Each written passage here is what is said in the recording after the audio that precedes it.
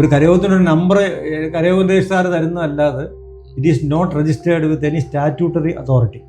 അത് NSS തന്നെ ഹൈക്കോടതിയിൽ കൊടുത്ത് അഫിഡവിറ്റ് പറഞ്ഞിട്ടുണ്ട്.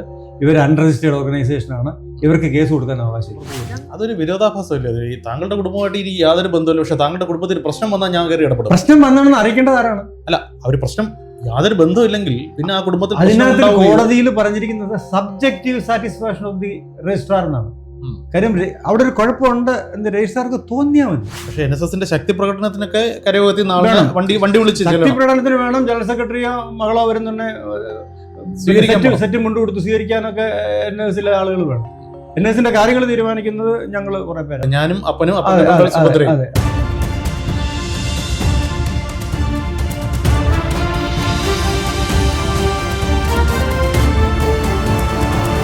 NSS പ്രവർത്തിക്കുന്നത് ഒരു ത്രിതല സംവിധാനത്തിലാണ് എന്നുള്ളതാണ് സങ്കല്പം. വാസ്തവത്തിൽ അങ്ങനെ തന്നെയാണോ ഇപ്പോൾ പ്രവർത്തിക്കുന്നത്?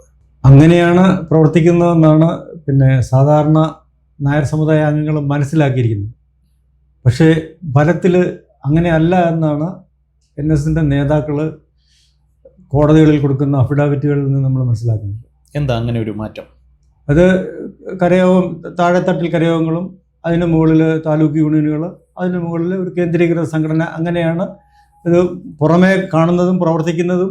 സിസ്റ്റം അങ്ങനെയാണ് എല്ലാവരും വെച്ചിരിക്കുന്നത്. അപ്പോൾ എല്ലാ കരയോഗക്കാരും വിചാരിച്ചിരിക്കുന്നത് ഞങ്ങൾ NSSന്റെ ഭാഗമാണ്, ഞങ്ങൾക്ക് NSSന്റെ സ്വത്തുക്കളൊക്കെ കാണുമ്പോൾ ഇതെല്ലാം ഞങ്ങളുടെ കൂടാണ്, കോളേജിൻ്റെ മുന്നിൽ കൂടെ ഒക്കെ പോകുമ്പോൾ ഞങ്ങളുടെ കോളേജ് എന്നൊക്കെ പറഞ്ഞ് വളരെ ഇതായിട്ട് നോക്കുന്നു. പക്ഷേ NSS കൊടുക്കുന്ന, കോടതികളിൽ കൊടുക്കുന്ന അഫിഡവിറ്റുകൾ, സത്യവാങ്മൂലങ്ങളിൽ പറയുന്നത് അങ്ങനെയല്ല.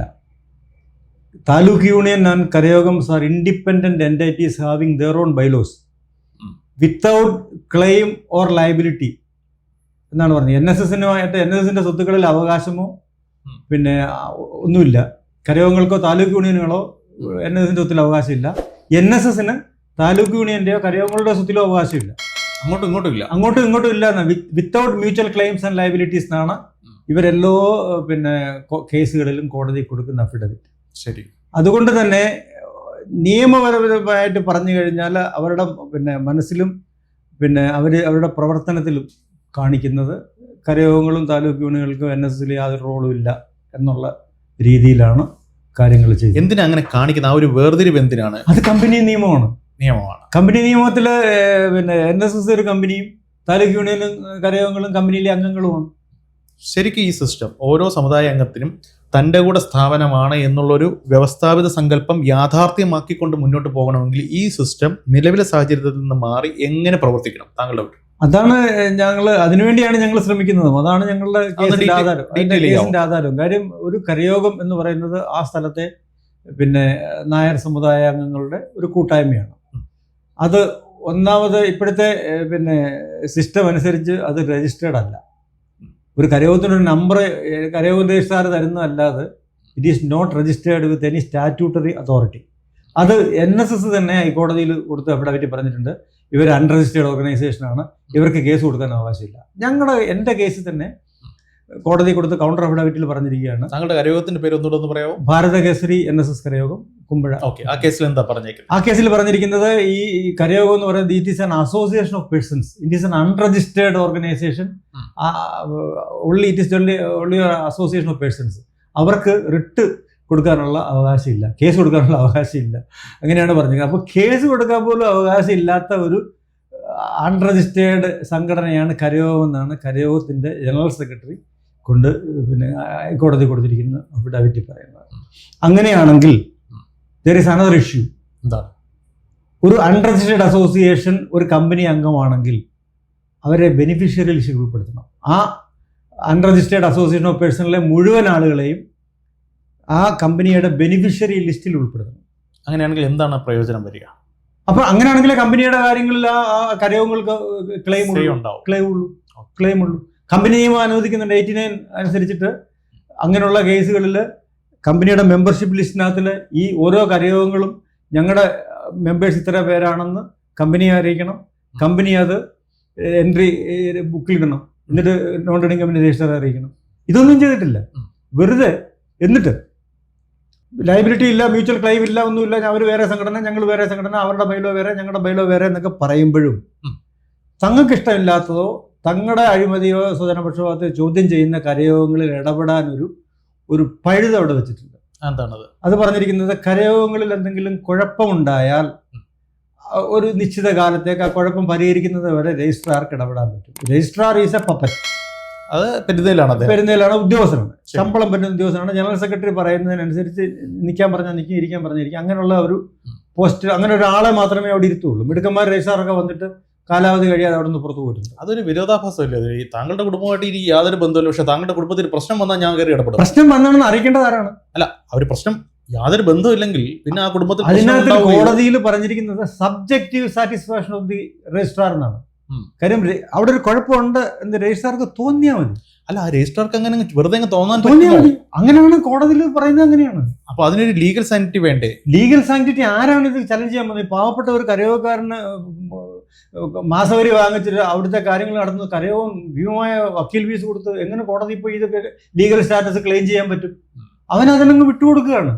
കരയോഗം രജിസ്ട്രാർ ഇടപെടുന്നു, കരയോഗത്തിൽ കുഴപ്പമുണ്ട്, അവിടെ 3-4 പേര് രാജിവെച്ചു. പരിപാടി കേൾക്കുന്നത് നോക്കൂ. എങ്ങനെയാണ് ഒരു കരയോഗത്തിൽ കുഴപ്പമുണ്ടാകണമെങ്കിൽ ചെയ്യുന്നത്? യൂണിയൻ സെക്രട്ടറി വന്നിട്ട് ആ കരയോഗത്തിലെ കമ്മിറ്റി അംഗങ്ങളെ കുറേ പേരെ വിളിക്കും. എന്നിട്ട് പറയാം നിങ്ങളങ്ങ് രാജിവെയും, എന്നിട്ട് നിങ്ങളൊരാളെ പ്രസിഡന്റ് ആക്കാം എന്ന് പറഞ്ഞിട്ട് അങ്ങനെ. അതാണ് യൂണിയനും ചെയ്യുന്നത്. കുളം കലക്കി മീൻ പിടിക്കുക. പ്രശ്നം ഇല്ലാത്തടത്ത് രജിസ്ട്രാറുടെ പ്രശ്നം ഉണ്ടാക്കി രജിസ്ട്രാർ ഇടപെട്ട് അവിടുത്തെ ഭരണം അഡ്വോക്ക് എടുക്കുക. കരയോഗത്തിന്റെ സ്വത്തുക്കൾ കരയോഗത്തിന്റെ ആണെങ്കിൽ എങ്ങനെ രജിസ്ട്രാർ ഏറ്റെടുക്കാൻ പറ്റും? ഈ ബൈലോ, ഇവർ പറയുന്ന സാങ്ക്ടിറ്റി ഉള്ള ബൈലോ, ഇറ്റ് ഈസ് അൺരജിസ്റ്റേർഡ്. അത് ഒരിടത്തും രജിസ്റ്റർ ചെയ്ത ബൈലോ അല്ല, ഒരു സ്റ്റാറ്റ്യൂട്ടിന്റെ ബേസിലുള്ള ബൈലോ അല്ല. അപ്പൊ ആ ബൈലോയിൽ പിന്നെ നാച്ചുറൽ ജസ്റ്റിസ് ഇല്ല. പക്ഷേ NSSന്റെ ശക്തി പ്രകടനത്തിനൊക്കെ കരയോഗത്തിൽ വണ്ടി വിളിച്ച് ശക്തി പ്രകടനത്തിന് വേണം. ജനറൽ സെക്രട്ടറിയോ മകളോ വരും തന്നെ സെറ്റ് മുണ്ട് കൊടുത്ത് സ്വീകരിക്കാനൊക്കെ NSSലെ ആളുകൾ വേണം. NSSന്റെ കാര്യങ്ങൾ തീരുമാനിക്കുന്നത് ഞങ്ങൾ കുറെ പേര്. അത് നിങ്ങൾക്ക് അതിനകത്ത് അവകാശം. ആ സിനിമയിൽ പറയുന്നല്ലേ, ഞാനും അപ്പനും അതാണ് കൺസെപ്റ്റ്. അപ്പൊ ഈ പറഞ്ഞ താലൂക്ക് യൂണിയനിലോ അങ്ങനെയാണ്. ഒരു താലൂക്ക് യൂണിയനിൽ എന്തെങ്കിലും ഒരു ഇഷ്ടപ്പെടാതിരുന്നാൽ മതി. തൊഴുന്നതിന്റെ കുനിഞ്ഞത് ശരിയായില്ല എങ്ങനെ തോന്നിയാൽ മതി, ആ യൂണിയൻ പ്രസിഡന്റ് പുറത്തു പോകും. അപ്പൊ എന്താ ചെയ്യുക? അവിടുത്തെ യൂണിയൻ സെക്രട്ടറിയോട് വിളിച്ചു പറയാം ആ പ്രസിഡന്റ് ശരിയല്ല, ആ വൈസ് പ്രസിഡന്റിനെ വിളിച്ചോണ്ടെങ്കിൽ വരാൻ പറയും. അപ്പൊ അങ്ങോട്ട് വിളിപ്പിക്കും വൈസ് പ്രസിഡന്റ്. അപ്പൊ സെക്രട്ടറിക്ക് കാര്യം മനസ്സിലാവും. സെക്രട്ടറി യൂണിയൻ വൈസ് പ്രസിഡന്റ് എപ്പോഴേ പ്രസിഡന്റ് ആവുമെന്ന് നോക്കിയിരിക്കുക. കാര്യം ഒരു പ്രസിഡന്റ് ആയി കഴിഞ്ഞാൽ അയാൾ ഭരിക്കാതെ അടുത്ത പ്രസിഡന്റ് വരത്തില്ല. അപ്പൊ അത് നോക്കിയിരിക്കുക. അപ്പൊ ഈ ഒരു ലോട്ടറി കിട്ടി, നേരെ കൂടെ 3-4 കമ്മിറ്റിക്കാരെയും കൊണ്ട് നേരെ അങ്ങ് പെരുന്നിക്കുന്നു. ഈ സമുദായ അംഗങ്ങൾക്കിടയിൽ തന്നെയുള്ള, എല്ലാ സമുദായത്തിലും ഉണ്ട്, നായർ സമുദായത്തിലും ഉണ്ട്, ആ സമുദായ അംഗങ്ങൾക്കിടയിൽ തന്നെയുള്ള ഒരു അനൈക്യം, അധികാരമോഹം, തമ്മിൽ തല്ല്, അസൂയ, ഏഷണി, ഇതൊക്കെ മുതലെടുത്തുകൊണ്ടാണ് ഈ സിസ്റ്റം പോകുന്നത്. അത് പറയുമ്പോൾ ഒരു നല്ലൊരു വിഭാഗം ആളുകൾ ഈ കരയോഗ പ്രവർത്തനത്തിൽ വരാതെ മാറി നിൽക്കുക. ഇപ്പോൾ ഓരോ കരയോഗങ്ങളിലും 100, 200, 500 മെമ്പേഴ്സ് ഉണ്ട്. അവർ മാസവരിയൊക്കെ കൊടുത്തിട്ട് ഈ കരയോഗത്തിന്റെ ഭാരവാഹിത്വത്തിലോ അതിന്റെ പ്രവർത്തനത്തിലോ വരാതെ മാറി നിൽക്കുക. താങ്കൾ ഏതെങ്കിലും ഒരു ഫംഗ്ഷന് ചെന്ന് നോക്കും, ഒരു കല്യാണം, ഒരു അടിയന്തരം, അവിടെ ചെന്ന് നോക്കി സുകുമാരൻ നായരെ കുറിച്ച് ഒന്ന് സംസാരിച്ചു. 99% ആളുകളും സുകുമാരൻ നായർക്കെതിരെ സംസാരിക്കുന്നു. അവിടെ എന്തുകൊണ്ട്? കാര്യം അതാണ്. ആൾക്കാർക്കറിയാം ഇദ്ദേഹം ഇരിക്കുന്നതുകൊണ്ട് ഈ സമുദായം ഗുണം പിടിക്കത്തില്ല, ഇദ്ദേഹം ചെയ്ത പ്രശ്നങ്ങളെല്ലാം ആൾക്കാർക്കറിയാം. പക്ഷെങ്കിൽ എല്ലാ പ്രാവശ്യവും സുകുമാരൻ നായർ ഏകണ്ഠമായിട്ട് തിരഞ്ഞെടുക്കപ്പെടുന്നു. പക്ഷെ അവർക്കൊന്നും ചെയ്യാനില്ല. കാരണം അതാണ് ഞാൻ പറഞ്ഞത്. സമുദായങ്ങൾ പിന്നെ ഒരു നല്ല ശതമാനം ആളുകൾ ഇതിൽ സഹകരിക്കാതെ മാറിയിരിക്കുന്നു. പിന്നെ 10 പേര് കമ്മിറ്റി അംഗങ്ങൾ വരുന്നു, അവർ കരയോഗത്തിലേക്ക് ഇത് വരുന്നു, അവരെ യൂണിയൻ സെക്രട്ടറി പ്രലോഭിപ്പിച്ചോ ഭീഷണിപ്പെടുത്തിയോ കൂടെ നിർത്തി കാര്യങ്ങൾ നടക്കും. അങ്ങനെയാണ് ഇപ്പം ഈ പ്രസ്ഥാനം മുന്നോട്ട് പോകുന്നത്. ഇതിന് ഒരു മാറ്റം ആവശ്യമാണ്. ആ മാറ്റത്തിലാണ് ഞങ്ങൾ ശ്രമിക്കുന്നത്. ചുരുക്കത്തിൽ നായന്മാർക്ക് പ്രത്യേകിച്ച് NSSുമായി യാതൊരു ബന്ധവുമില്ല, ഒരു അവകാശവും ഇല്ല. പറയാം NSSന്റെ സ്ഥാപനമാണ്, അത്രേ ഉള്ളൂ. NSSന്റെ സ്ഥാപനമാണെന്ന് പറയാമെന്നല്ലാതെ അതല്ലേ കോടതി കൊണ്ട് പറഞ്ഞിരിക്കുന്നത്. ഇവർക്ക് ചോദ്യം ചെയ്യാൻ അവകാശമില്ല. ഞാൻ ചോദിച്ചോട്ടെ, ഒരു ഹൈപ്പോത്തറ്റിക്കൽ സിറ്റുവേഷൻ ആണ്. ഇപ്പോൾ ഇവർക്ക് ഇത് അൺരജിസ്റ്റേർഡ് ആണ്, ഒരു ലീഗൽ, ഇപ്പോൾ ഇവരുമായി യാതൊരു ബന്ധവുമില്ല എന്ന് പറയുമ്പോൾ സോ കരയോഗത്തിന് അവർക്ക് വേണമെങ്കിൽ നേരിട്ടൊരു തദ്ദേശ സ്ഥാപനത്തിന്റെ ഒരു അംഗീകാരമോ അവരുടേതായ രീതിയിൽ ഏതെങ്കിലും ഒരു രജിസ്ട്രേഷൻ എടുത്തുകൂടെ? അങ്ങനെ ആരെങ്കിലും എടുത്തിട്ടുണ്ടെന്നാണ് എനിക്കറിയാം. ഞാൻ അതിനെക്കുറിച്ച് പിന്നെ കൂടുതലായിട്ട് അന്വേഷിച്ചിട്ടില്ല. പക്ഷേ ഏതോ കരയോഗങ്ങൾ അങ്ങനെ രജിസ്റ്റർ ചെയ്തിട്ടുണ്ടെന്നാണ്. അങ്ങനെ രജിസ്റ്റർ ചെയ്താൽ അവരെ ഇല്ലാതാക്കാൻ ഈ പറയുന്ന പോലെ തൽപരകക്ഷികൾ ശ്രമിക്കും. തീർച്ചയായിട്ടും. ഇപ്പൊ ഞാൻ പറഞ്ഞില്ലേ, എനിക്ക് നേരിട്ട അനുഭവങ്ങൾ ഞാൻ പറഞ്ഞില്ലേ, എന്തുമാത്രം പിന്നെ സമ്മർദ്ദങ്ങളെ അതിജീവിച്ചാണ് ഞങ്ങളുടെ കരയോഗത്തിലെ ആളുകൾ. ഭീഷണി കഴിഞ്ഞ 30 വർഷമായിട്ട് നമ്മുടെ കരയോഗത്തിൽ നിന്ന് ശുപാർശക്കത്ത് ജോലിക്ക് കൊടുക്കുന്നുണ്ട്. അതൊക്കെ എടുത്ത് ചവിറ്റോട്ടയിൽ ഇട്ടിട്ട് ഇപ്പോൾ വന്നിരിക്കുന്നു ജോലി വേണമെങ്കിൽ ജോലി തരാമെന്ന് പറഞ്ഞു. അപ്പോൾ ആ നേരത്തെ കൊടുത്ത ആളുകൾ പറഞ്ഞു നിങ്ങളുടെ ജോലി ഇനി വേണ്ട, അത് ഏജ് ഓവറായി, നിങ്ങൾ സമയത്തിന് ഞങ്ങൾ ജോലിക്ക് പോയപ്പോൾ തന്നില്ല, ഇപ്പോൾ പിന്നെ ഒരു പ്രശ്നം ഉണ്ടാക്കാൻ വേണ്ടി, കരയോഗത്തിൽ കുഴപ്പമുണ്ടാക്കാൻ വേണ്ടി നിങ്ങൾ ഇപ്പോൾ ജോലി ഓഫറും കൊണ്ട് വന്നാണോ എന്ന് ചോദിച്ചിട്ട് പറഞ്ഞു വിട്ടു. അപ്പോൾ അങ്ങനെയാണ് നടക്കുന്നത്. ഈ ഒരു എവിടെ കുഴപ്പമുണ്ടാക്കണമെന്ന് കണ്ടു കഴിഞ്ഞാൽ അവിടെ ചെന്ന് ഈ പ്രശ്നങ്ങളെല്ലാം കുത്തിത്തിരിപ്പുണ്ടാക്കി ഇടപെട്ട്. അത് വേറൊരു രസമുണ്ട്. 356 പ്രയോഗിക്കുന്ന ഇന്ത്യൻ പ്രസിഡന്റ് ഭരണഘടന 356 പ്രയോഗിച്ചൊരു സംസ്ഥാന സഭയെ പിരിച്ചുവിട്ടാൽ പോലും SR ബൊമ്മ കേസിൽ കോടതി ചോദ്യം ചെയ്യാമെന്നൊരു വ്യവസ്ഥയുണ്ട്. കരയോന്റെ സാർ പറയുന്നത് രജിസ്ട്രാറുടെ സബ്ജക്റ്റീവ് സാറ്റിസ്ഫാക്ഷനെ ചോദ്യം ചെയ്യാനേ പാടില്ല. ഞാൻ മനസ്സിലാക്കിയിട്ടുള്ള SNDP ഇങ്ങനെയൊക്കെ തന്നെയാണെന്നാണ്. കരയോൻ രജിസ്ട്രാർക്ക് ആ കരയോതി കുഴപ്പമുണ്ടെന്ന് തോന്നിയത് അതിന് എന്തുകൊണ്ട് തോന്നി എന്നൊന്നും പറയാനുള്ള ബാധ്യതയൊന്നും രജിസ്ട്രാർക്കില്ല. It is final. ഇതെല്ലാം ഞാൻ ഒരു കാര്യം ചോദിച്ചോട്ടെ, അതും ഹൈപ്പോത്തറ്റിക്കലാണ്. ഇപ്പോൾ ഈ പറയുന്ന എല്ലാം ആത്യന്തികമായി സമുദായ NSS എന്നല്ല, പൊതുവേ സമുദായ സംഘടനകളിലെല്ലാം തലപ്പത്തിരിക്കുന്ന ആൾക്കാർ അവരുടെ ആസ്തി കണ്ടുകൊണ്ട് അല്ലെങ്കിൽ വിദ്യാഭ്യാസ സ്ഥാപനങ്ങൾ കണ്ടുകൊണ്ട് അവിടുത്തെ നിയമനങ്ങൾ, അതുവഴി ഉണ്ടാകുന്ന തലവരിപ്പണം, അല്ലാതെയുള്ള അപ്പടി ഇപ്പടി ദമ്പടി എല്ലാം ചേർത്തും സ്വപ്നം കണ്ടിട്ടും തന്നെയാണ് പലരും പല സമുദായങ്ങളുടെയും തലപ്പത്ത് വന്നിട്ടുള്ളത്. ഇതൊരു ജനറൽ തിയറിയാണ്, എല്ലാവർക്കും അറിയാവുന്ന കാര്യമാണ്. അപ്പോൾ കാശാണ് അൾട്ടിമേറ്റ്ലി എല്ലാവർക്കും താല്പര്യം. അങ്ങനെയാണെങ്കിൽ ഈ താഴെത്തട്ടിലുള്ള NSSമായി യാതൊരു ബന്ധവുമില്ല, ലീഗലി എൻറ്റൈറ്റിൽഡ് അല്ല എന്ന് പറയുന്ന ഈ ഇൻഡിവിജ്വൽ കരയോഗങ്ങൾക്ക് അവരുടേതായ രീതിയിൽ വിദ്യാഭ്യാസ സ്ഥാപനങ്ങളോ ചെറിയ രീതിയിൽ തുടങ്ങിക്കൂടെ? അങ്ങനെ ഒരു സംവിധാനം തുടങ്ങി ഒരുപാട് നായന്മാർക്ക് സ്വയം ശക്തി ആർജിച്ച് ഇൻഡിപെൻഡന്റ് ആയിട്ട് വളരാനുള്ള ഒരു സ്പേസ് ഇവിടെ ഉണ്ടോ? അങ്ങനെ സ്കൂളുകളിലെ കരയോഗങ്ങളുണ്ട്, സ്കൂളുകള്, ക്ഷേത്രങ്ങള്, വേറെ സ്ഥാപനങ്ങളുള്ള കരയോഗങ്ങളൊക്കെ ഒരുപാടുണ്ട്. അപ്പൊ അതിന്റെ ഒന്നും അവകാശത്തിൽ ഇടപെടാനൊക്കത്തില്ല. അവിടെ ഇടപെടാൻ പറ്റുന്നതെന്ന് പറഞ്ഞാൽ ഈ കുഴപ്പമുണ്ടാക്കി ഇടപെടാം. അവിടെ നന്നായിട്ട് നടക്കുന്ന കരയോഗങ്ങൾ നന്നായിട്ട് നടക്കുകയാണെങ്കിൽ അവിടെ ഇടപെടാൻ പറ്റത്തില്ല. കരയോഗത്തിന്റെ സ്ഥാപനം പറ്റുപിടിച്ചു കഴിഞ്ഞാൽ ഇടപെടലുണ്ടാവും. അവിടെ പിന്നെ യൂണിയൻ സെക്രട്ടറിയോ അല്ലെങ്കിൽ പിന്നെ സുകുമാരൻ നായർക്കോ ഒരു അതൃപ്തി തോന്നുന്ന ആരെങ്കിലും അതിന്റെ ലീഡർഷിപ്പിൽ വന്നാൽ ഉടനെ അവിടെ രജിസ്ട്രാറോട് പറയും, അങ്ങനെ തട്ടിയ പിരിച്ചുവിട്ടേക്കണം പറയും. അപ്പോൾ രജിസ്ട്രാർ അവിടെ കുഴപ്പമുണ്ടാകും. ഈ കുഴപ്പമുണ്ടാക്കിയാൽ ചോദ്യം ചെയ്യാൻ പറ്റില്ലെന്ന്. രജിസ്ട്രാർ എന്ന് പറഞ്ഞാൽ കോടതിക്കും മുകളിലുള്ള എന്തോ ഒരു ഭരണഘടനാ സ്ഥാപനമാണെന്നാണ് വിചാരിച്ചിരിക്കുന്നത്. ചോദ്യം ചെയ്യാൻ പാടില്ല. രജിസ്ട്രാറുടെ സബ്ജക്റ്റീവ് സാറ്റിസ്ഫാക്ഷൻ ഇറ്റ് ഈസ് അൺചലഞ്ചബിൾ എന്നുള്ളത്. കാര്യം രജിസ്ട്രാർ എന്ന് പറയുന്ന പോസ്റ്റ് തന്നെ ഇല്ല. കമ്പനി ആർട്ടിക്കിൾ ഓഫ് അസോസിയേഷനകത്തിൽ രജിസ്ട്രാർ എന്നൊരു പോസ്റ്റ് ഇല്ല. അത് ഈ പ്രസിഡന്റും വൈസ് പ്രസിഡന്റ് സെക്രട്ടറിയൊക്കെ ഉള്ളൂ. ഒരു സ്റ്റാറ്റ്യൂട്ടിന്റെ പിൻബലമില്ല ഈ രജിസ്ട്രാർക്ക്. ഒരു സ്റ്റാറ്റ്യൂട്ട്, ഏതെങ്കിലും ഒരു സ്റ്റാറ്റ്യൂട്ട് അനുസരിച്ചിട്ട് ആണോ രജിസ്ട്രാറെ പോസ്റ്റ് ചെയ്ത്? രജിസ്ട്രാറുടെ പോസ്റ്റ് ചെയ്തിരിക്കുന്ന ഏത് സ്റ്റാറ്റ്യൂട്ട്? അങ്ങനെ ഒരു സ്റ്റാറ്റ്യൂട്ട് ഇല്ല, ഒരു സ്റ്റാറ്റ്യൂട്ടറി ബാക്കപ്പ് ഇല്ല. നാച്ചുറൽ ജസ്റ്റിസ് എന്നുള്ളൊരു കൺസെപ്റ്റ് ബൈലോയ്ക്കകത്തില്ല. ഒരാളെ തൂക്കിക്കൊല്ലാൻ വിളിക്കുമ്പോഴും നിങ്ങൾക്ക് എന്തെങ്കിലും പറയാനുണ്ടോ എന്ന് ചോദിക്കില്ലേ? ഒരു കരയോഗം ഭരണസമിതിയെ പിരിച്ചുവിടുമ്പോൾ നിങ്ങളെ ഇന്ന കാരണം കൊണ്ട് പിരിച്ചുവിടാൻ ഉദ്ദേശിക്കുന്നു, നിങ്ങൾ ഇന്ന സമുദായ വിരുദ്ധ പ്രവർത്തനങ്ങൾ നടത്തുന്നു, നിങ്ങളെ പിരിച്ചുവിടാൻ പോകുന്നു, നിങ്ങൾക്ക് പറയാനുള്ളത് പറയാമെന്ന് പറഞ്ഞിട്ട് നോട്ടീസ് കൊടുക്കണ്ടേ? അത് നോട്ടീസ് കൊടുക്കണ്ട എന്ന് പറഞ്ഞിരിക്കുന്ന അതിന് വേറൊരു പാഴ്സി സൊസൈറ്റിയുടെ എടുത്തു വെച്ചിട്ടാണ് ഈ കോടതികളെ തെറ്റിദ്ധരിപ്പിക്കുന്നത്. കോടതികളെ തെറ്റിദ്ധരിപ്പിക്കുന്ന ഇത് രജിസ്റ്റേർഡ് ബൈലോ ആണെന്ന് വിചാരിച്ചില്ല. അപ്പോൾ കോടതികളും ആ പാഴ്സി ബൈലോയിൽ പിന്നെ ഗുജറാത്തിലെ ഒരു കേസാണ്. അതിൽ പറഞ്ഞിരിക്കുന്നത് the question of natural justice should be seen within the four walls of the statute. അപ്പോൾ ആ സൊസൈറ്റി രജിസ്റ്റർ ചെയ്ത സ്റ്റാറ്റ്യൂട്ടിന്റെ അകത്തിൽ legislator should have the wisdom to introduce the concept of natural justice എന്ന് അതിനകത്ത് പറഞ്ഞിട്ടുണ്ട്. പക്ഷെ ഇത് ഇവിടെ സ്റ്റാറ്റ്യൂട്ടിൽ അല്ല എന്ന് ആരും അറിയുന്നില്ല. ഇത് ഒരു സ്റ്റാറ്റ്യൂട്ടിന്റെ ബേസ് ചെയ്തല്ല ഈ ബൈലോ ഇരിക്കുന്നതെന്ന് ആർക്കും അറിയത്തില്ല, ഈ കരയോൻ രജിസ്ട്രാർ ഇരിക്കുന്നതെന്നും ആർക്കും അറിയത്തില്ല. രണ്ടാമത് ഞാൻ പറഞ്ഞ പിന്നെ NSSന്റെ അധികാരം ഞാൻ പറയാണ്, കരയോഗങ്ങളുടെ അധികാരം ഞാൻ പറയാണ്. കേന്ദ്ര ഗവൺമെന്റ് 10% സാമ്പത്തിക സംവരണം കൊണ്ടുവന്നു മുന്നോക്ക സംവരണേതര വിഭാഗങ്ങൾക്ക് എന്ന് വെച്ചു. അതിപ്പം നായർ, ക്രിസ്ത്യൻ, നമ്പൂരേ ഉള്ളൂ. ഈ 10% നായർ സമുദായത്തിലെ പാവപ്പെട്ട ഈ ക്യാപിറ്റേഷൻ ഫീ ലക്ഷങ്ങൾ 3-4 ചെക്ക് കൊടുക്കാനില്ലാത്ത ഏതെങ്കിലും ഒരു ആൾക്ക് പിന്നെ ജോലി കൊടുത്തിട്ടുണ്ടോ? എല്ലാ വർഷവും 200 പോസ്റ്റുകളിൽ നിയമനം നടത്താറുണ്ട്. ഈ ഗവൺമെന്റിന്റെ സാമ്പത്തിക സംവരണം അല്ലാതെ NSSന്റെ എയ്ഡഡ് സ്കൂളുകൾ ശമ്പളം കൊടുക്കുന്ന ഗവൺമെന്റാണ്, NSS അല്ല.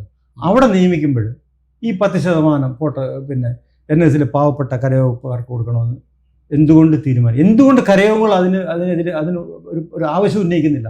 എനിക്ക് മനസ്സിലാകാത്ത ഒരു കാര്യം അതാണ്. എന്തുകൊണ്ട് കരയോഗങ്ങൾ പറയാം ഞങ്ങൾ ഇത്രയും കാലം ഞങ്ങളെ തിരുവനന്തപുരത്തും കൊല്ലത്തും കോഴിക്കോടും കൊണ്ടുപോയി സാമ്പത്തിക സംവരണം സിന്ദാബാദ് വിളിപ്പിച്ചു. അങ്ങനെ കേന്ദ്ര ഗവൺമെന്റ് ഒരു സംവരണം 10% നമുക്ക് തന്നു.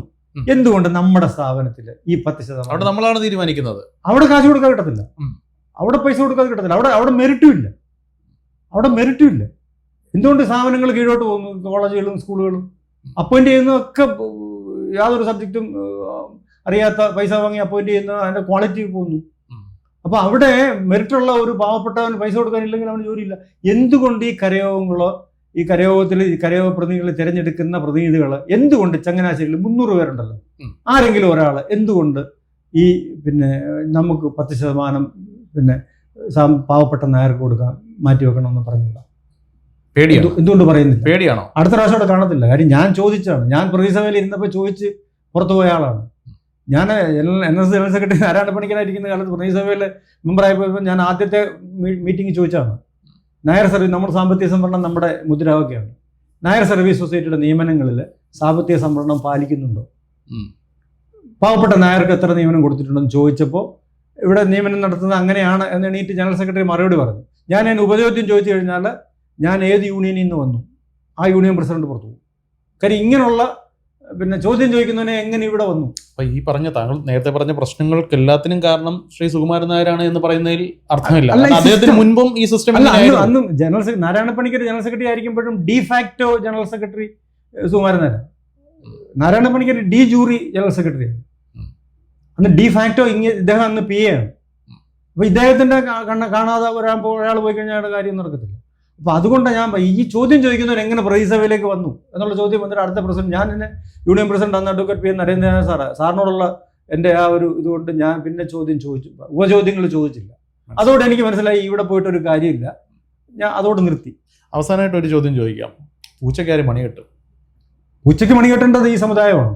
ഈ സമുദായത്തിനൊരു ബോധം വേണം. ഇത് ഞങ്ങളുടെയാണ്, ഇത് ഞങ്ങൾ ഈ പറഞ്ഞ യൂണിയൻ സെക്രട്ടറി എന്ന് പറഞ്ഞാൽ അവന് ശമ്പളം പറ്റുന്ന ദിവസം അവന് ശമ്പളം കിട്ടിയില്ല, അവൻ കളഞ്ഞിട്ടു. അവന് നായർ സമുദായത്തോടുള്ള സ്നേഹം ഈ ശമ്പളം മാത്രമേ ഉള്ളൂ, വേറെ ഒന്നുമില്ല. അതൊക്കെ കരയോഗങ്ങൾ അങ്ങനെയല്ല. കരയോഗത്തിന് പ്രസിഡന്റ് സെക്രട്ടറി ഒക്കെ ഇരിക്കുന്നത് സ്വന്തം പോക്കറ്റിൽ നിന്ന് പൈസ ഇല്ലാക്കിയിട്ടാണ്. അപ്പോൾ അവർ തീരുമാനിക്കണം ഈ കരയോഗങ്ങൾ, ഈ നായർ സർവീസ് സൊസൈറ്റി NSSലെ പാവപ്പെട്ടവന് പ്രയോജനപ്പെടണം. അതിനുള്ള നടപടികൾ എടുക്കാനായിട്ട് ഉള്ള പ്രതിനിധികളെ തിരഞ്ഞെടുക്കാൻ കരയോഗങ്ങൾ തയ്യാറാവണം. അല്ലാത്തടത്തോളം കാലം ഇതിങ്ങനെ തന്നെ പോകത്തുള്ളൂ. നായന്മാർ രക്ഷപ്പെടണമെങ്കിൽ നായന്മാർ തന്നെ വിചാരിക്കണം. കരയോഗങ്ങളിലെ തെരഞ്ഞെടുപ്പ് സമയത്ത് യൂണിയൻ സെക്രട്ടറി വന്ന് കണ്ണുരുട്ടി കാണിച്ചിട്ട് ഉള്ള ആളുകളെ തിരഞ്ഞെടുക്കാതെ സ്വതന്ത്രമായ അഭിപ്രായം പറയുന്നതാണ്. ഒരു നായർ സമുദായത്തിൻ്റെ മനസ്സിൽ കിടക്കുന്ന, നേരത്തെ ഞാൻ പറഞ്ഞല്ലോ, 90% നായർ സമുദായ അംഗങ്ങളും സുകുമാരൻ നായരുടെ പേര് കേട്ടാൽ തെറി വിളിക്കും. നമ്മൾ സോഷ്യൽ മീഡിയയിലൊക്കെ അദ്ദേഹത്തിൻ്റെ ഒരു ഫോട്ടോ ഉണ്ട്, അതിൻ്റെ താഴെ ആളുകൾ വന്ന് കമന്റ് ഇടുന്ന വായിച്ച് നോക്കി അറിഞ്ഞാൽ മതി. അപ്പോൾ ആ ഒരു രീതിയിൽ സമുദായങ്ങൾ സ്വയം ചിന്തിക്കണം. കോംപ്ലിക്കേറ്റഡ് ആയിട്ടുള്ള ഒരു വിഷയമാണ്, നമുക്ക് നോക്കാം. നന്ദി. കൂടുതൽ വാർത്തകളും വിശേഷങ്ങളും നേരിട്ട് ലഭിക്കാൻ ജനങ്ങളിൽ നിന്ന് ജനങ്ങളിലേക്ക് ജനഭൂമി ന്യൂസ് സബ്സ്ക്രൈബ് ചെയ്യൂ. ബെൽ ബട്ടൺ അമർത്താനും മറക്കരുത്.